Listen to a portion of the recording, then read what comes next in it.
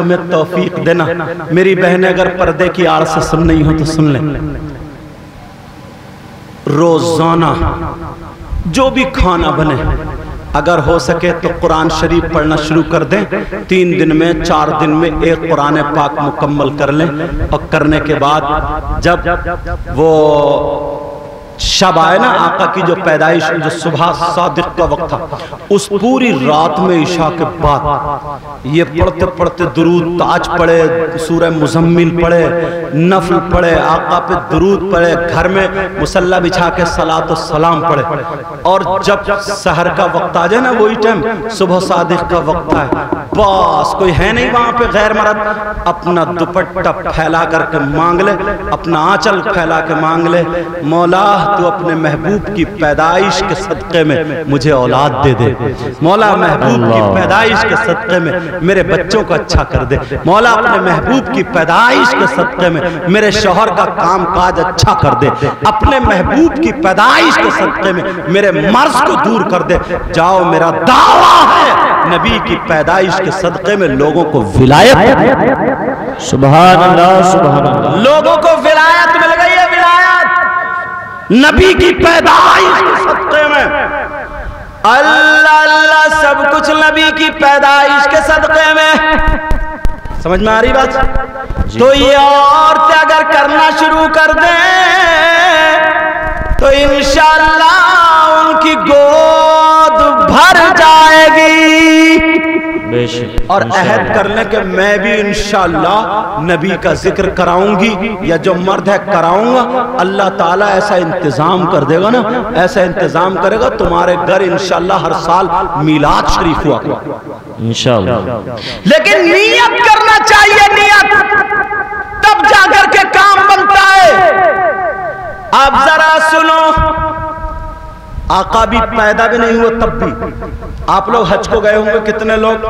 خانہ کعبہ کا دروازہ ہے، اس کی برابر شیشے میں ادھر آگے کو شیشے میں ایک جگہ مقام ابراہیم ہے، وہاں پہ پتھر ہے، اس پتھر پہ حضرت ابراہیم علیہ السلام کے پاؤں کے نشان ہے۔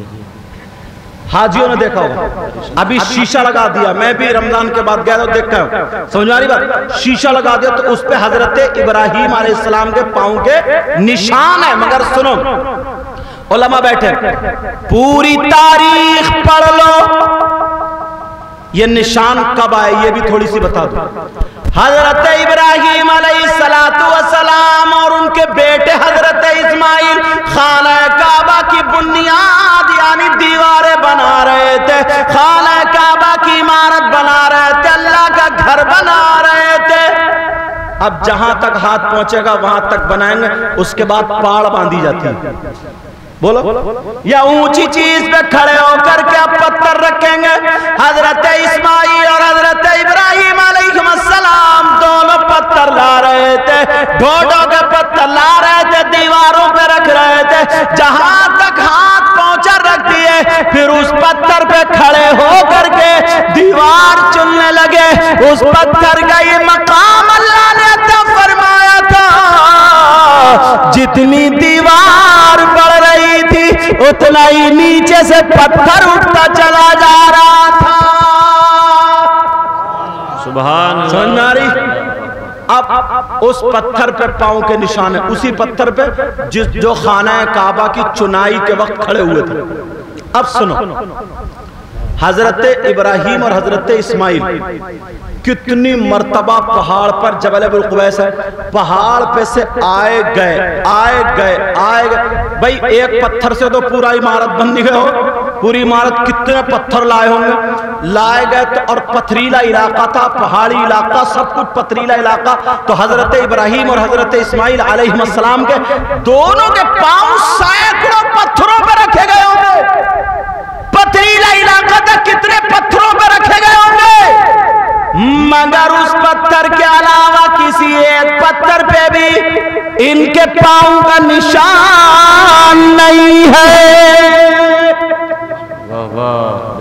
اس پتھر کے علاوہ کسی اور پتھر پہ پاؤں کا نشان نہیں، تو پھر اس پتھر پہ پاؤں کا نشان کیسے آیا؟ اگر اجازت ہو تو بتا دوں، اور میرے نبی کے پاؤں کا نشان کتنے پتھروں پر ہے، جہاں مزاروں پہ بھی لگے ہوئے، ادھر سنبل میں بھی ہے، اور نہ جانے کتنی جگہ پتھر میرے نبی نے پاؤں رکھا، پتھر پگھل گیا، اور حضرت ابراہیم علیہ السلام کا اس پتھر کے علاوہ کسی اور پہ نقش پا نہیں ہے، تو پھر اسی پر کیوں آیا؟ سنو پیارے، جب خانہ کعبہ مکمل ہو گیا، پوری عمارت ہو گئی، اللہ نے کہا ابراہیم اپنی مزدوری لے لو۔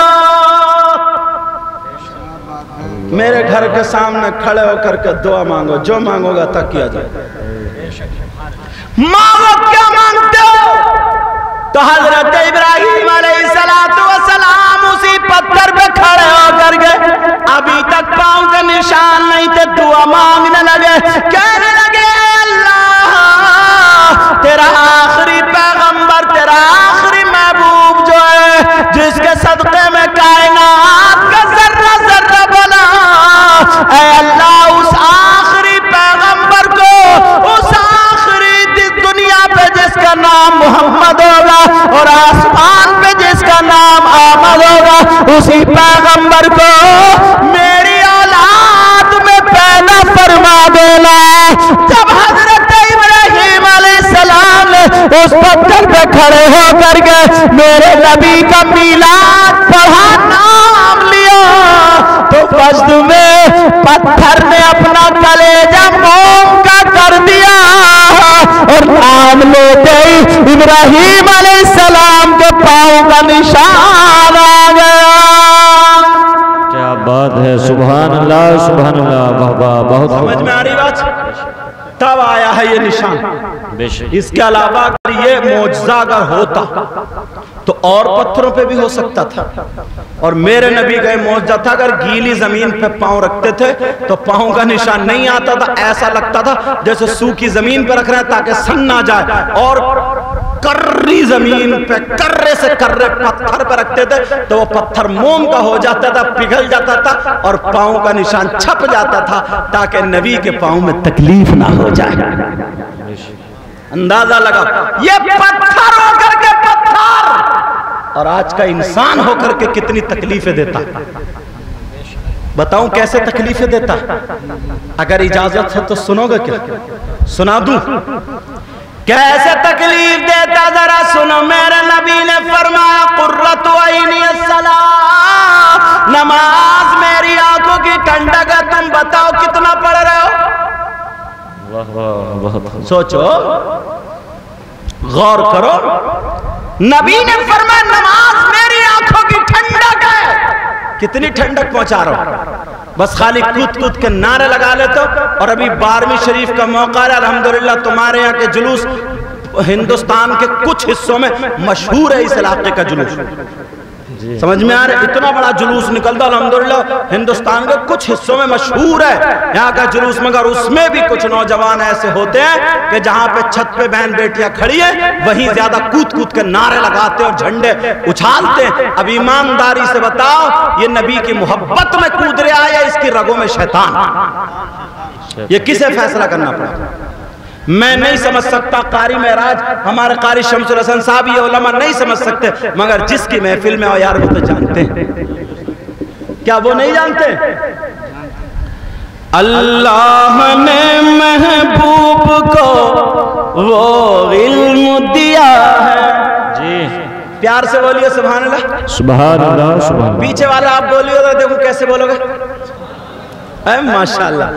اللہ نے محبوب کو وہ علم دیا ہے، اللہ نے محبوب کو وہ علم دیا ہے، رہتے ہیں مدینے میں زمانے کی خبر ہے، کیا بات ہے، بے شک سبحان اللہ۔ رہتے ہیں مدینے میں زمانے کی خبر ہے۔